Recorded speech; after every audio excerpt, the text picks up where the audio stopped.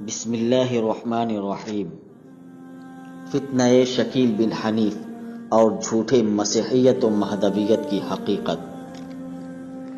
قسط نمبر 13، اسرار احمد قاسمی، مسجد ہاجرہ ممرہ۔ محترم سامعین کرام، آج کی قسط میں امام مہدی کی نشانی کے باب میں صرف 2 صحابی کی روایت ذکر کریں گے اور آئندہ کی قسط میں اسی حدیث کی روشنی میں شکیل بن حنیف کا جائزہ لیں گے۔ پہلے حدیث ملاحظہ فرمائیں۔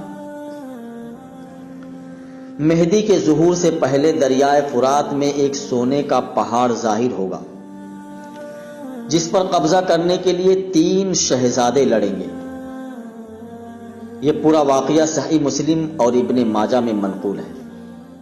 چنانچہ حضرت کعب رضی اللہ عنہ سے مروی ہے کہ میں نے رسول اللہ صلی اللہ علیہ وسلم کو ارشاد فرماتے ہوئے سنا کہ عن قریب دریائے فرات سے ایک سونے کا پہاڑ ظاہر ہوگا۔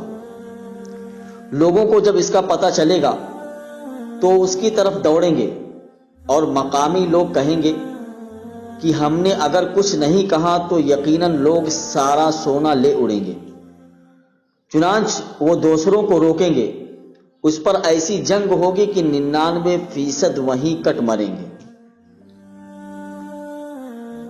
حضرت ثوبان رضی اللہ عنہ سے روایت ہے کہ رسول اللہ صلی اللہ علیہ وسلم نے فرمایا کہ تمہارے خزانے پر 3 آدمی جنگ کریں گے اور ان میں سے ہر ایک کسی حاکم کا لڑکا ہوگا، لیکن یہ خزانہ ان میں سے کسی کو نہ مل سکے گا۔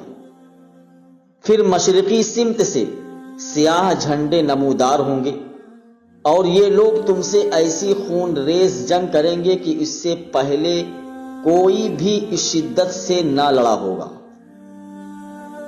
حضرت ثوبان رضی اللہ عنہ کہتے ہیں کہ پھر آپ صلی اللہ علیہ وسلم نے کوئی بات ارشاد فرمائی جو میں یاد نہ رکھ سکا۔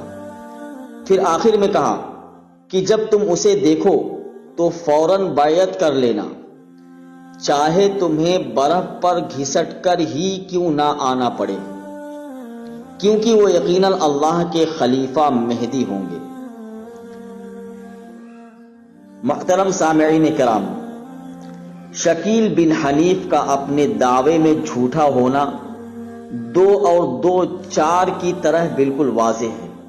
مسلمانوں کی تمام دینی جماعتوں کے مفتیان کرام کے متفقہ فتویٰ کے مطابق یہ شخص اور اس کو عیسیٰ اور مہدی ماننے والے لوگ مسلمان نہیں بلکہ مرتد اور دائرہ اسلام سے خارج ہیں۔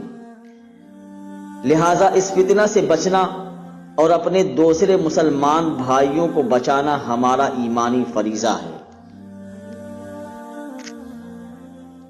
اللہ رب العزت ہمارا خاتمہ ایمان پر فرمائے۔ جاری ہے باقی مضمون آئندہ قسط میں انشاءاللہ تعالی۔ وآخر دعوانا الحمدللہ رب العالمین۔